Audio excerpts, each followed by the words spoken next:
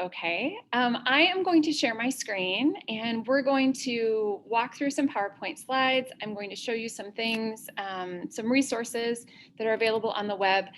All of the resources that I'm sharing today are going to be available in documents that you all can access. So if you don't need to screenshot anything. The PowerPoint will be available. Everything will be available for you. So let's get started. Okay, so first of all, thank you all for being here. I'm so excited this webinar has been in the back of my mind for a while.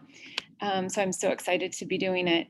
So first of all, we're gonna talk about the process of the proceedings and the timeline for it. And that's going to include all of these pieces: how to interpret the call for papers, the style for LESLLA proceedings and some resources for that, and then also what to expect from anonymous peer review and from the editors. Those of you who are very familiar with academic publishing, this will be old hat for you. Then there are a couple of things that are new this year, and then we're going to have a Q&A. So let's start with our process and timeline. So I put a little asterisk here for the timeline. This is more or less. Sometimes things get shifted around as we go along, but the call for papers is issued. We actually have that to share with you today. Then during July and August, authors are preparing papers, and then we have a pilot program this year of authors working with mentors. So some authors will have mentors. And then the deadline for submitting papers this year is going to be September 15th. That's a little bit earlier than it was last time around. That's because I'm here in place now this early rather than coming on board in the middle of August. And so we can get rolling a little bit earlier to try and meet that turnaround of 1 year that we know everyone loves to have. So the call for papers. Here it is. I'm just going to link to this and walk through it really quick with you all. And again, this is going to be available for you. So we'll be accepting papers from anybody who presents. So that could be a poster presentation, that could be a plenary, any kind of demonstration, any of that is all fair game. So a research article, there's 4 different kinds of papers that we're going to be accepting, and this is really similar to previous proceedings. And so this will look familiar to those of you who have submitted with us in the past. So the first is an empirical study, a research article. The second would be a review article, and that would be synthesizing or theorizing about existing literature about an issue related to LESLLA. The third one would be perspectives from the field. This is very popular for submission and for readers. This is the perspectives of teachers, staff, students, anyone who has knowledge about working with LESLLA learners, teaching and learning in LESLLA contexts. And it's focusing on what those of us who work in LESLLA classrooms have learned through everyday practice. So if you have any questions about how to format those, or how do I even write a paper like this? We're hoping that potentially you might put your name forward to work with a mentor and that they would be able to guide you. I'm also going to put some resources, some examples of papers that do this genre well into our folder that is resources for authors. And then the very last is a research in progress report, and that would be similar to number 1, but not completely finished, right? And so it's getting your, starting to get your work out there, but not completely done yet. So we're going to be walking through the timeline. So I'm not going to go into a lot of detail with that, but just start thinking, if you're thinking about submitting to the proceedings, I would start thinking right now about which one of these types of papers you feel like might be the best match for your work. Okay, I'm going to move back to our slides. When you're preparing your paper, there's also this question, okay, well, how do I format everything? What are the guidelines for putting these together? So LESLLA, right now anyway, is following APA 7th edition. And I have 2 resources resources here for you, and I want to show you a couple of things. So this is the style and grammar guidelines for APA, and I have been so far successful with my own writing and editing two different, a journal and the last proceedings, without actually buying the APA manual, just using the resources that are on this website. So I'll give you an example. If you have a question, for example, of how do I cite something, here we have the heading of in-text citations, and then a whole larger section related to in-text citations. I'm going to click there. And now you can see each one of these is its own set of resources related to in-text citations. So we can go to the basic principles, and that gives us some resources and extra links, etc. So there's a lot that's available for folks here just on this website. One of the other things that people ask a lot about is their references. And so here's a big, long set of resources related to doing references as well. And then I want to show you that the same information is available in tutorial. It was available in tutorial format as of yesterday. I apologize that isn't showing up for some reason. I will make sure that we get the correct link here. Literally less than 12 hours ago, that was showing up, so I apologize. But there is a tutorial that can walk you through step by step doing citations, or from the very, very beginning of putting a paper together. Okay, so I'm going to move on. The second piece of LESLLA style is using strengths and asset-based language. And so we assembled last year for the 2019 proceedings some suggestions related to using asset-oriented language. So over here in the left-hand column, we have some language that is sometimes common in publications related to LESLLA populations, like low literacy, limited literacy, illiterate, no reading skills. And then over here on the right-hand side, we have some other options that might work for your paper. This one was more related to the type of schooling or education that someone might have. And then over here on the right-hand side, we have ideas for some asset-oriented possibilities. So one of the things that we also like to point out with this is that we shouldn't conflate these experiences. So up here, we're talking about reading skills and literacy, and right here, we're talking about whether somebody went to school or not, formal schooling, since there's a lot of different types of school that can happen. So remember, it's possible to learn to decode and encode alphabetic print, that is read and write, without attending school, right? And also attending school doesn't ensure that someone will learn to decode and encode alphabetic print. So just saying such and such a participant didn't go to school doesn't really tell us necessarily what their levels of reading and writing might be in their first language or languages. And this shift towards the asset-oriented descriptors is in line with priorities for LESLLA overall. Some of you who have been around for a while might remember that we changed the name of our organization in order to move away from some language that can be perceived as deficit language. And then as the board has been working, we've made sure that all of our documents internal to the board and the organization are also taking up asset-oriented descriptors. So the organization overall has been making these moves towards asset and strengths-based language. So we're just making sure that our proceedings are also falling into line with those priorities of the overall organization. So I'm going to pause just for a second. Oh, I'm sorry, no, I'm not. First, I talked about unintentionally conflating some things, right? So the first bullet point here is making sure that we're separating literacy from schooling. Another one is making sure that we're separating the word refugee from LESLLA experiences. So just because somebody has had refugee experiences or has a refugee background doesn't necessarily mean that they have a LESLLA type educational or schooling literacy background, right?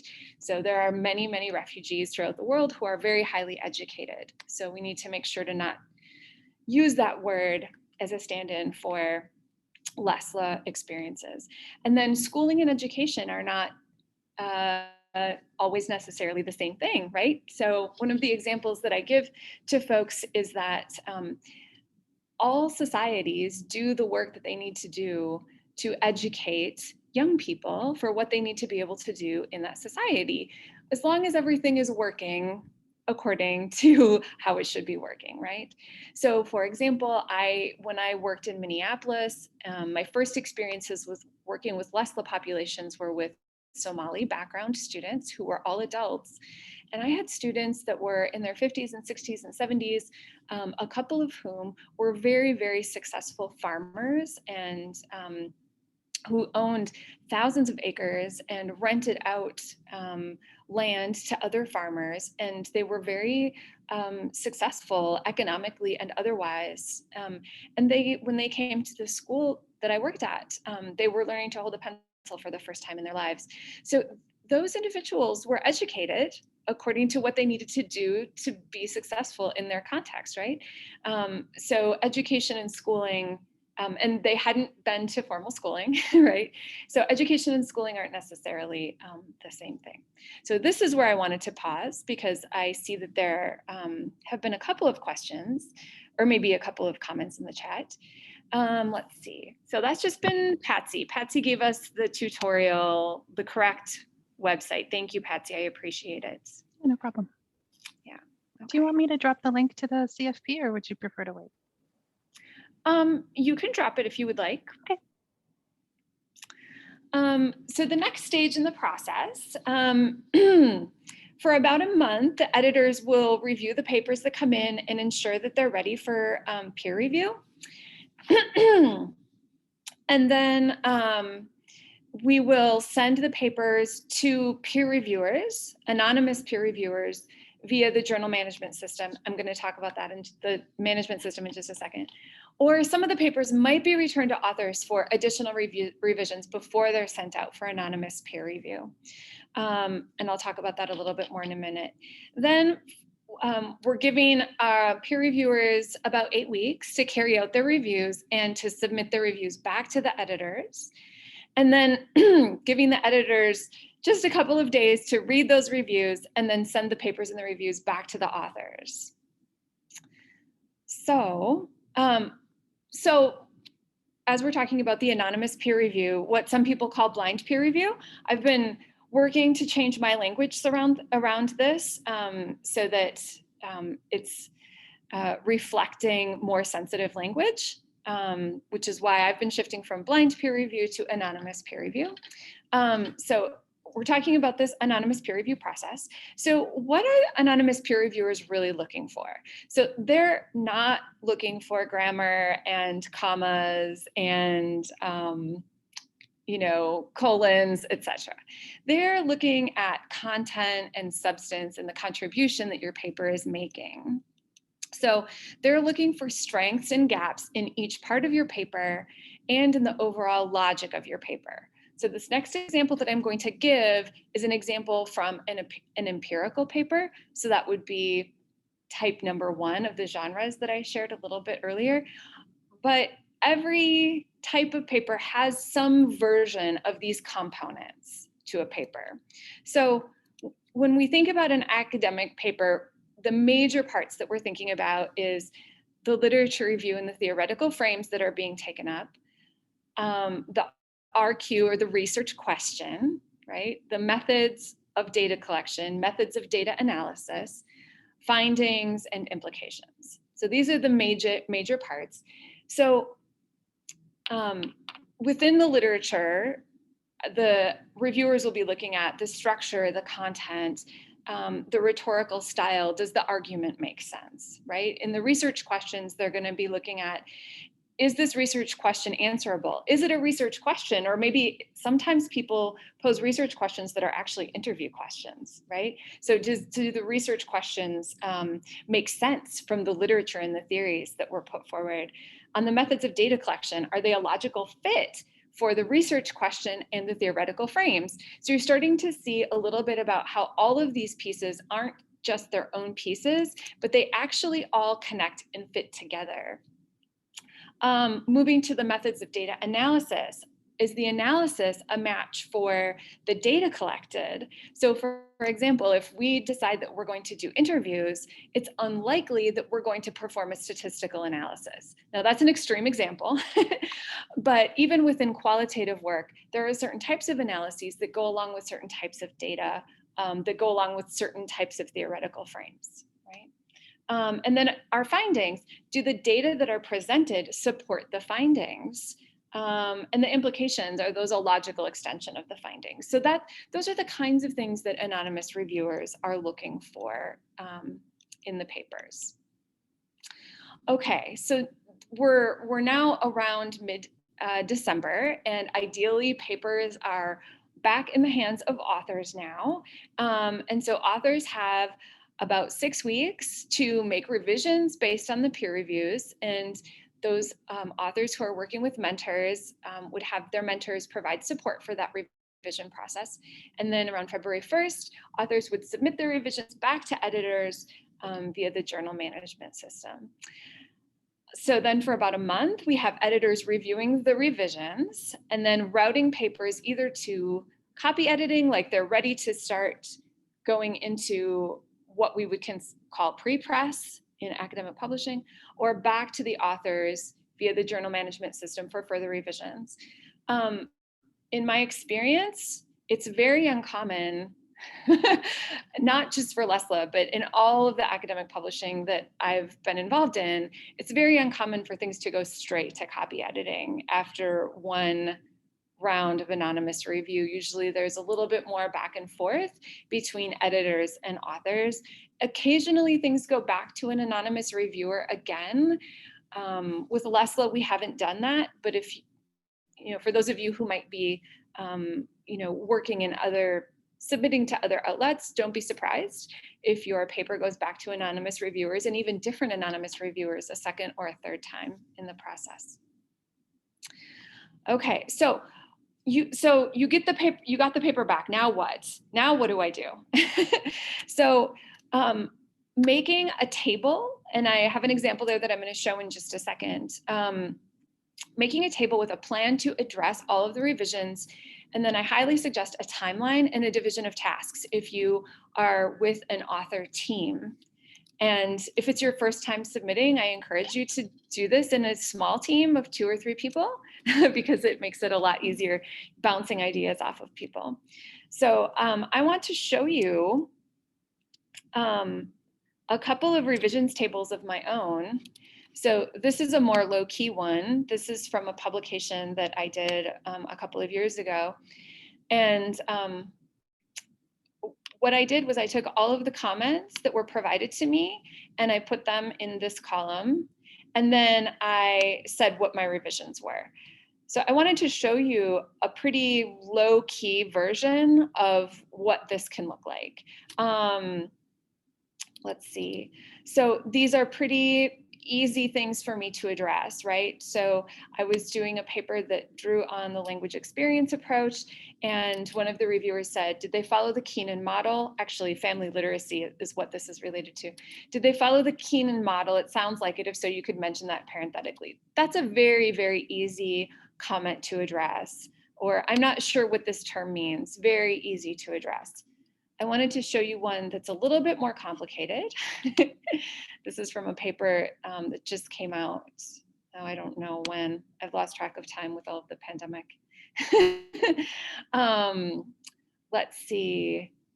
So one of the reviewers gave me some sort of complicated feedback about, I was writing about working class experiences in specific white working class teacher candidates, which is the population that I work with most in my current job.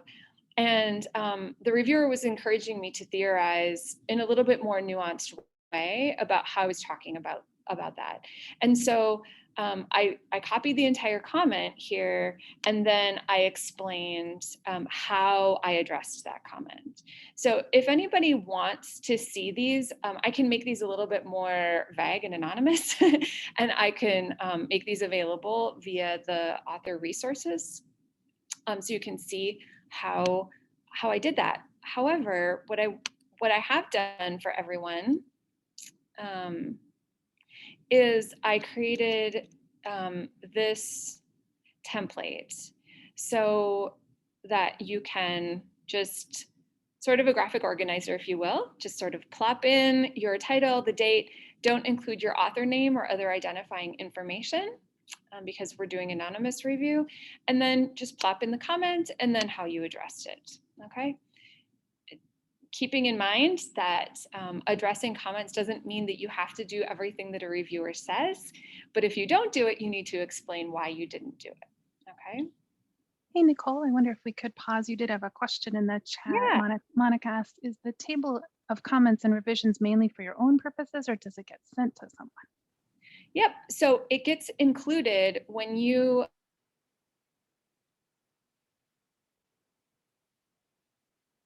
okay, editors, here's my paper with all of the revisions. You include a short letter that says, I apologize, I just got a notification that said that my internet connection was unstable.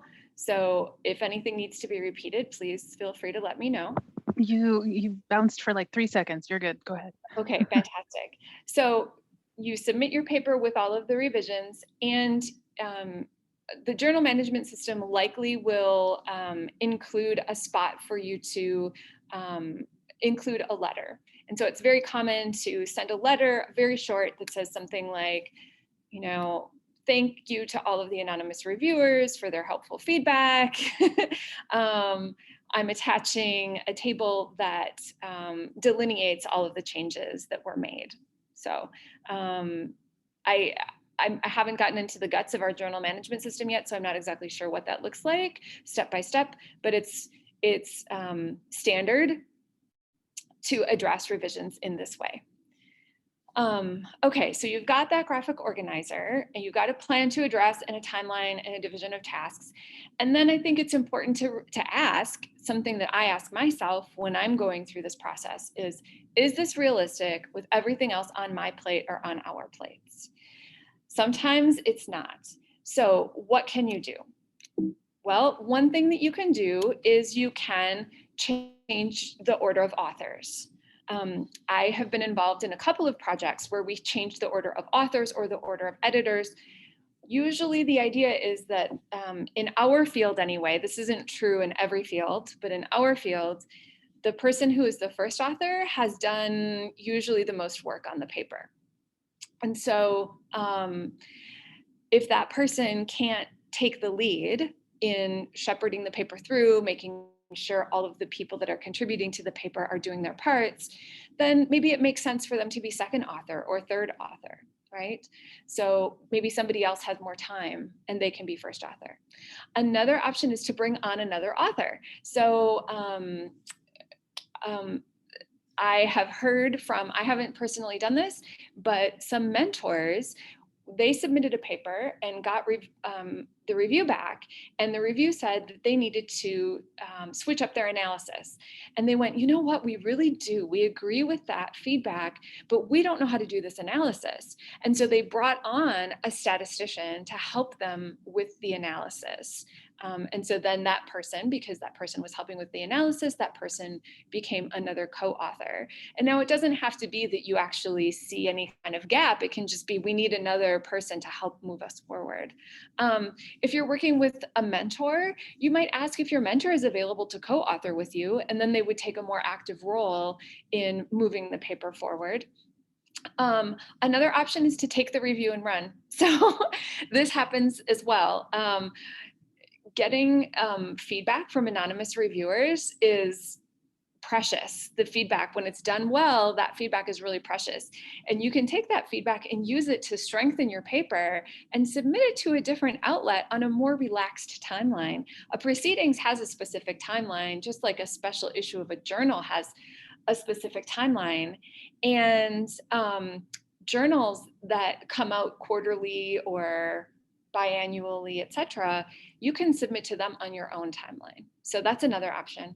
I'm curious if anyone has any other ideas that they want to plop into the chats for if you realize that the amount or the type of revisions, you're not going to be able to get them done within the timeline. I welcome other ideas. Okay, this is also a point at which sometimes editors reflect back to authors, you know, given the number of revisions that we think it's going to take to make this paper viable for publication, we think that this isn't realistic, and so we're not going to accept the paper for publication. That does happen occasionally. I've been on the receiving end of that. I've had to do that, not with LESLLA, but with a different publication. So it doesn't feel good, but I think in the long run, it saves everybody a lot of heartache and headache when we can be realistic about those things. And then again, take the review and, you know, buff up the paper and submit to another outlet. Let's see, we have another thing in the chat. Let's see if I can get it to come up for myself here. Is changing the type of paper you write an idea for dealing with the review if it makes sense based on the type of story you are telling? Potentially, that would be something, I mean, it would change what the paper looks like. The paper would need to go through anonymous review again. You're kind of starting back over at the start in a way. So I would encourage you to think about which thing it is from the outset, if possible.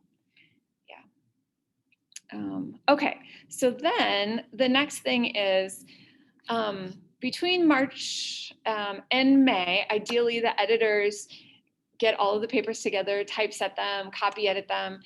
There's regular communication during this time with the authors about remaining details and copy edits. So we'll have things like, you know, the formatting of tables or the formatting of figures, or, you know, making sure that the references that are in the paper match the references that are at the end of the paper, and there's nothing extra at the end that doesn't appear inside, etc. And then also missing pieces in the references, that's always something that comes up. And then during this time, mentors can provide support if it's needed. And then ideally, in the May to June timeframe, authors are reviewing the final versions of their papers, and then mentors are providing support for final approval, if that's the case, and then authors give final approval via the journal management system. So then June to July, editors are completing final details and publishing, and that's around the time that the call for proceedings for 2022 is issued as well. So it's a ongoing thing, never stop. So you heard about the editors quite a bit in the last couple of slides. So what can you expect from the editors? So first of all, editors are the ones that have their eyes on the whole process and are shepherding the whole process. So where the authors and the reviewers are really the key people getting things done, we're making sure that communication is happening well and smoothly, and that things are moving along throughout the whole process. So you can expect from us communication. If you're ever curious, where are we in the process? I remember all those slides you presented last July. Where are we in all those slides? Or what is my next step and what is the deadline? Or how should I make sense of this feedback from the reviews? I'm not really sure what my reviewers meant when they said this. That has happened to me quite a few times, and it can be really helpful to talk it over with your co-authors. If you're working with a mentor, definitely the mentors can give you feedback on that. But if you're authoring by yourself and you're not working with a mentor, then editors are a good resource for that as well. And then also, there's sort of like 3 phases that are happening. And in the first phase, we're looking at, that's when in the middle of September, when papers are first submitted to us, that's when we're looking at them and going, okay, is this paper ready for anonymous peer review? So we're looking at, is this what has been submitted? Is it a fit for the type of paper that the author or authors think that it is? We're looking at the writing and the rhetoric. Is this readable? Will readers understand what the author is trying to convey? Are the arguments well formulated, etc.? And so we're sort of doing a broad overview of the criteria that the anonymous reviewers will use, but at a much sort of more bird's eye view, not getting into the nitty gritty, just to make it so that when anonymous reviewers get into their reviews, that they aren't experiencing what we call comprehension stops. So if I read through your paper and I have too many comprehension stops where I go, I don't know what this means, I'm not sure what you mean here. If there are many of those stops, that's when the paper would be sent back. For sure. It might be sent back for other reasons, but that's definitely a sign that it needs to go back to the author, and that the writing needs to be made more clear for readers. We don't want anonymous reviewers to be experiencing a lot of comprehension stops, because it's very possible that your ideas are wonderful, but if we can't understand them in the writing, then it's hard for us to evaluate them, and it's unfair for us to evaluate them, really, at that point. At the second phase, that's when your paper has been reviewed, you've made revisions, it's come back to the editors, and we're looking at it and going, okay, at what point is this ready to move to typesetting and copy editing? So how did you respond to the reviews? Are you 95% of the way there when it comes to following APA style, right? Are you 95% of the way there with your references list? Are your tables and your figures formatted correctly? Is our readability at the highest level it can possibly be, right? So there shouldn't be any papers into copy editing or typesetting that have any kind of comprehension stop for readers. That should all be gone. And then the third phase is just, is this ready to be published? So all of the details and all of the pieces, from the big picture issues related to, is the literature review well constructed? Do the research questions make sense, right? All of that, all the way down to, are the colons and the commas in the right places, right? So one of the things that we're going to be expecting more of this year is people following the style as much as they possibly can themselves. So for example, figuring out like how to format headings, that's something that the resources are out there for you. They're provided for you. The editors are not the people that center your heading and make sure that things are bold and make sure that things are capitalized, etc. Those kinds of things can be done and should be done by authors. And so we'll be sending papers back with the comment, make sure that all of your headings follow APA. And if they come back and they don't, we'll send it back again. Make sure that all of your headings follow APA, because it's not difficult to just follow those instructions that are available online. Okay, so new this year, I'm very excited about the things that are new this year. So one of them is that we're going to be trying out, this is a pilot, a journal management system that's going to allow us to have our proceedings online, open access. So it's chosen, it's not yet set up, but we have the system chosen. I'm just gonna check our little chat here because I see something come up. Oh, that was just me being enthusiastic. I see. I see. This is a big deal, everyone, that we have a journal management system, and it's going to make things go much more smoothly, I think. So. It is. And thanks to Nicole for, bringing it to our attention. So all good. And I think it'll help authors quite a bit too.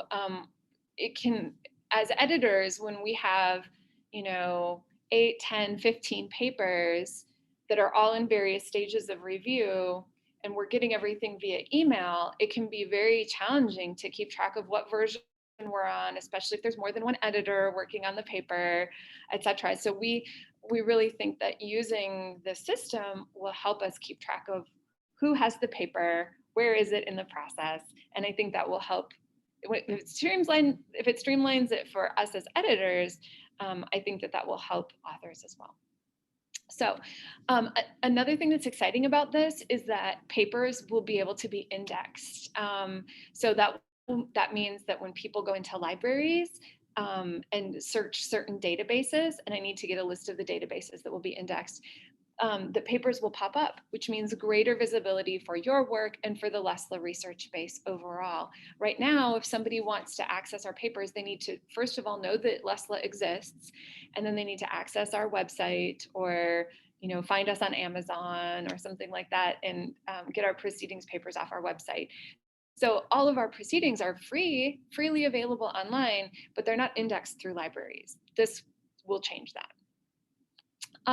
Citations of papers will look like journal articles. That's a big deal for folks that are in higher ed academia, going up for tenure and promotion and things like that.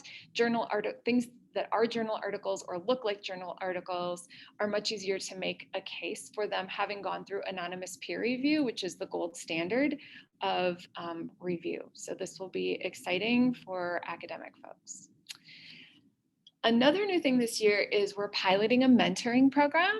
So we'll see how it goes. We'll learn a lot this year that will be able to be passed on to the next folks. So the idea is that a mentor is somebody who's experienced with academic publishing and that they will work with authors to help them prep their paper, with how to address reviewer feedback, and then how to handle later reviews, including copy edits. So far there are 2 mentors that have signed up. Please send good candidates my way. We need more than 2 because we don't want to give them too many things to do and burn them out. And then this is the first year that we're going to have an officially assistant publications coordinator. During the last round of proceedings, Ray worked closely with me and Allegra on the last proceedings, but she had other work to do within LESLLA. So this will be the first time that we have someone who's dedicated as an assistant publications coordinator, and elections are on right now. So if you're a member, go and vote, and they come on in August. So now we're going to move to our Q&A, and I almost met my timeline for that. We have a link that is a link of resources for everyone. It has the CFP, the asset-oriented descriptors, the template review response table, the APA things that I provided, and then a couple of books. So this book by Wendy Belcher called Writing Your Journal Article in 12 Weeks, I draw on her resources quite often. I would say don't get stressed out and think you have to do every step of everything that she says. But she provides good insights and feedback about how to get your work out there. This is some folks that wrote about writing for publication. And then words of wisdom from those who publish, how academics survive the writing grind. So writing for academic publication, for me, learning to do this has been quite different than other kinds of writing that I've done. It has required me to develop different new kinds of habits that I didn't have before. And so, those of you who aren't procrastinators maybe won't have the same kinds of problems that I did. I tend to be a procrastinator, and that doesn't work in academic writing. For most people anyway, it doesn't work. So that is the end of what I had to share. So I wanted to stop talking and use our last bit of time here to answer questions or hear thoughts. And we're a small enough group. If people just want to unmute, you're welcome to do that. Otherwise, I'll be watching the chat box for us. Lots of enthusiasm and excitement, Nicole. This is a good awesome. thing happening. I'm so excited. Yeah, it's, as someone who's been involved with LESLLA for a while, it's nice to see all of this just coming together in such a professional way. It's going to be easier on everybody as people are formulating their questions. I'll just mention, you may not know that previously the publication of the proceedings was up to the conference chair, and it was such a huge lift after just putting on a symposium. A question about the slide deck. Yes. You know what? I thought that I had it saved in a Google Drive and I don't yet. So I'd be happy to PDF it and drop it in the chat if That'd that, be great. Thanks yeah, so much. no problem. Thank you so much. I'll let you watch the chat for a sec while I do that. We made the process seem so friendly and not so scary. That's great, Cheryl. You know what? Academic writing and publishing can be so hard and disheartening. And our part of developing the mentoring program is to provide support, and especially for people who might otherwise count themselves out, right? Who might say, oh, I don't qualify, right? And that tends to be much more common, we know from research, amongst women than it is amongst men. And our profession is, a lot of women, as we see on this call. And so we really want to try and open all of the avenues that we possibly can. Now, that's not to say that there might not be a paper along the way where we have to say, realistically on the timeline, this isn't going to work out. Like that could happen, right?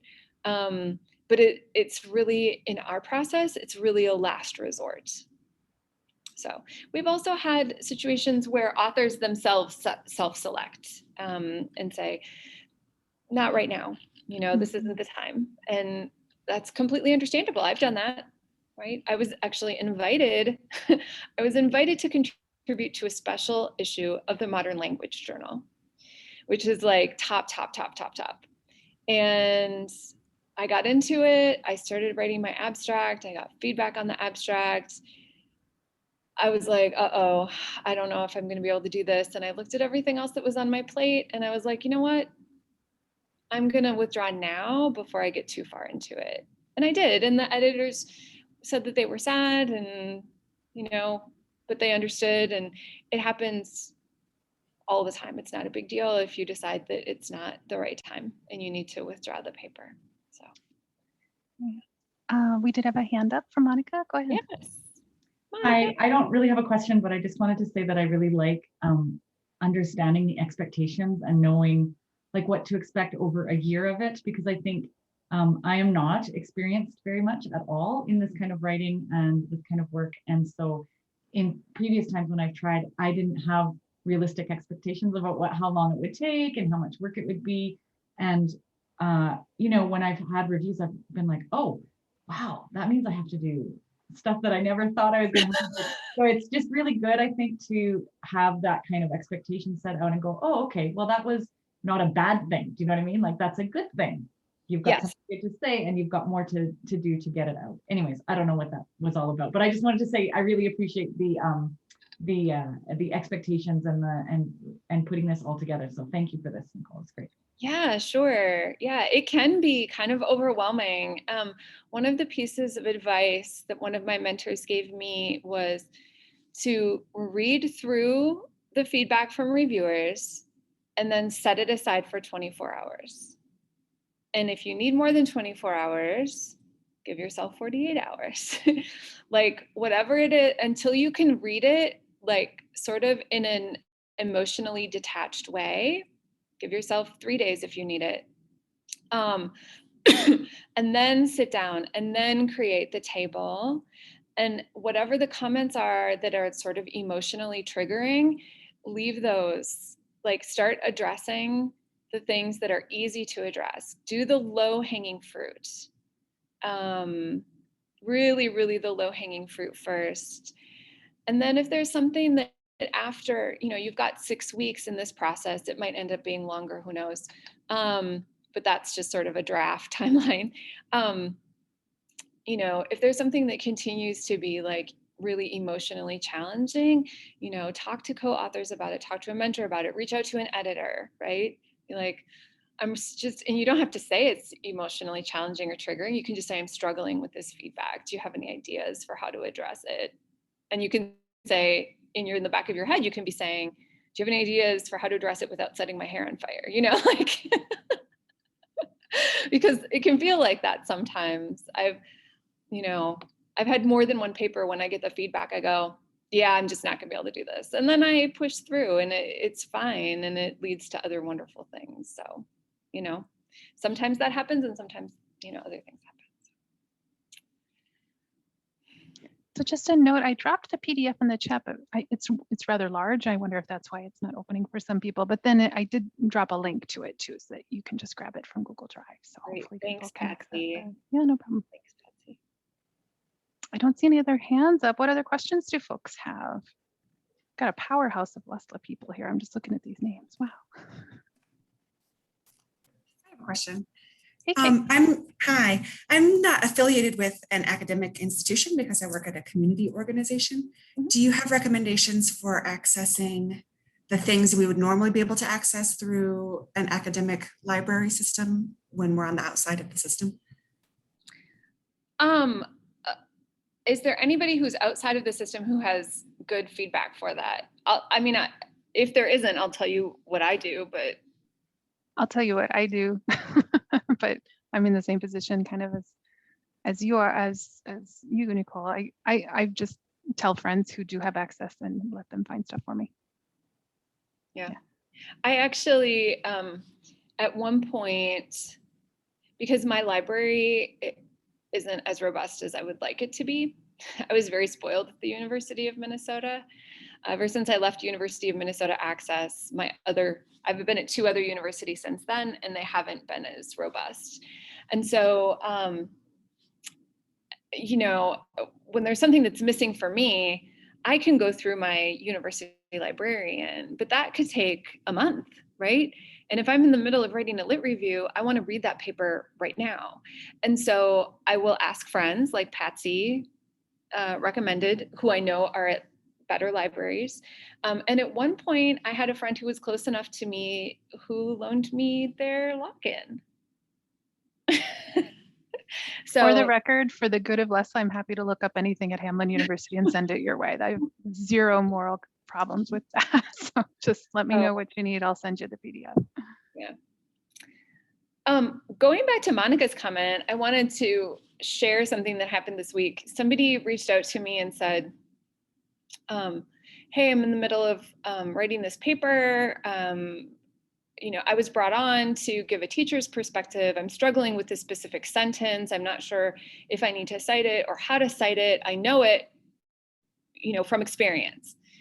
What would you do? And so I provided feedback on that, like how to go about, if there's no citation, there was a part of it that did need a citation because it was something that you could empirically know or disprove. And I said, but there's easy ways to go about finding this information. If nobody's written this yet and you can't cite anyone, there's really easy ways to go about finding this information. And so I, you know, made that suggestion, but it was, you know, quite a bit of work to look up information about how things are done in different countries and stuff like that. And I could imagine it being, you know, half a day's work or a day's work or so for one citation for part of one sentence, right? And the person wrote back and was like, oh, you know, thanks so much. You know, this helps me see, et cetera, right? And it just underscored for me how much more work it is than like writing an essay about a book you read, you know, like when you're doing the stuff that needs all the citations. I'm like, that's one day's work for one citation, right? For part of one sentence. Right? And we're talking about papers that are 5,000 words long. So it's a much more time-consuming endeavor than maybe we realize at the outset. I always way underestimate how long it's going to take me to do this stuff. Yeah. Melissa says she has good access at George Mason for now and is happy to help. Thanks, Melissa. Any other questions or things you want to ask Nicole while you've got her attention? I think I'll go ahead and stop the recording, Nicole, but people are welcome to stay on if they had a question they didn't want recorded for, you know, ever. So I have one more question that I'd like to ask, actually.